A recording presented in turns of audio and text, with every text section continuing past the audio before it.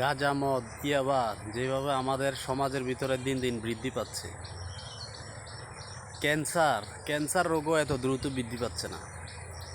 Cancer আমরা সবাই জানি ক্যান্সার খুবই মারাত্মক একটা রোগ, কিন্তু তার চেয়ে ভয়ঙ্কর আকারে দাঁড়াইছে এখন নেশা, ইয়াবা, গাঁজা, মদ এগুলা। তো আসলে আমরা যারা গাঁজা, মদ, ইয়াবার সাথে জড়িত আছি বা যারা খাইতেছি, বিক্রি করতেছি, আল্লাহর রাস্তায় তোমরা ভালো হয়ে যাও। তোমাদেরকে আসলে কিছু বলার নাই, কারণ তোমরা বললেও তো কথা শোনো না। তো তোমাদের কাছে একটাই রিকোয়েস্ট, ছেলে মেয়ের ভবিষ্যতের কথা চিন্তা করে, স্ত্রী সন্তানের কথা চিন্তা করে, মা বাবার কথা চিন্তা করে এই জগৎটা থেকে বেরিয়ে এসো। কারণ ইয়াবা যারা সেবন করতেছে, আমি দেখতেছি, মানে আমাদের এলাকার কথাই বলতেছি, ইয়াবা যারা সেবন করতেছে তারা কেউ ভালো নাই।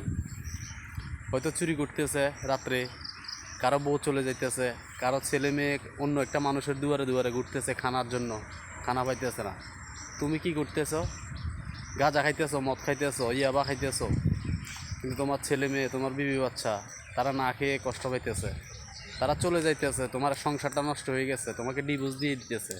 আমাদের সমাজের ভিতরে এখন অহরহ এমন ঘটনা চলতেছে। সব শেষে কথা হচ্ছে যে মাদক যেভাবে সমাজের মাধ্যমে ছড়াইতেছে, এখন ক্যান্সারও এত দ্রুত আমাদের মাঝে ছড়াইতেছে না। তা আমরা সবাই নিজ নিজ দায়িত্বে মাদককে নির্মূল করার জন্য চেষ্টা করি।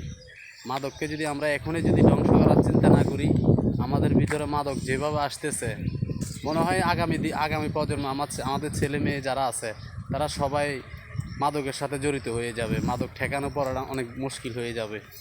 এখনও সময় আছে, যার যার অবস্থান থেকে মাদককে না বলুন, মাদককে কীভাবে এটা সরানো